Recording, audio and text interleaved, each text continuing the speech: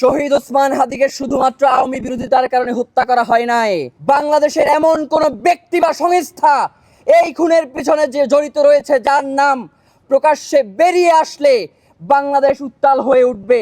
সে এমন ব্যক্তি হতে পারে যে রাষ্ট্রীয় পর্যায়ে নীতি নির্ধারণী ঠিক করেন, বা এমন সংস্থা হতে পারে যারা বাংলাদেশের স্বাধীনতার সার্বভৌমত্ব বিকিয়ে দেওয়ার জন্য ভারতের সাথে আপোষ করে বসে আছে। শহীদ ওসমান হাদি, আপনারা যদি এখনো মনে করেন যে শহীদ ওসমান হাদিকে শুধুমাত্র আওয়ামী লীগের বিরোধিতার কারণে হত্যা করা হয়েছে, তাহলে আপনারা ভুল করছেন।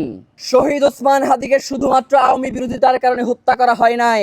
শহীদ ওসমান হাদিকে হত্যা করা হয়েছে ইন্টারিমের আমলে, এবং আমরা মনে করছি যে এখন তদন্তের বিষয় সামনে এসে দাঁড়িয়েছে যে ভারত এই খুনের পুরো প্রক্রিয়াটা সম্পন্ন করবার জন্য পাঞ্জাবের জগতে একটি বিশ্বস্ত নাম শাবাব এথনিক ওয়্যার ইন্টারিমকেও এই কাজে অন্তর্ভুক্ত করেছিল কিনা সেইটা আমরা জানতে চাই। তখনকার সময়ে নিরাপত্তা উপদেষ্টা ছিলেন তিনি একই সাথে তো বাংলাদেশের প্রতিরক্ষা মন্ত্রীও ছিলেন।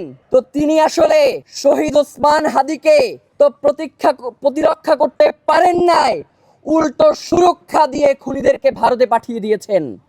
নয়তো 5টা থেকে 6টার মধ্যে সীমান্ত সিল হয়ে যাওয়ার কথা। ভারতের যেই জায়গা থেকে এই খুনিরা দেশ থেকে পালিয়েছে, এই যে ময়মনসিংহের হালুয়াঘাট সীমান্তের কথা বলা হচ্ছে, এইটা বাংলাদেশের অতি পরিচিত একটা সীমান্ত, যেইখান থেকে দীর্ঘ সময় ধরে বাংলাদেশের এই চোরাচালানের কারবারিগুলো চলে আসছে। সুতরাং কেন যেই সীমান্ত সিল করবার কথা 5টা থেকে 6টার মধ্যে, সেই সীমান্ত সিল করতে বাংলাদেশের বিজিবির 10টা থেকে 11টা বেজে যায় রাত, সেইটা আমরা জানতে চাই।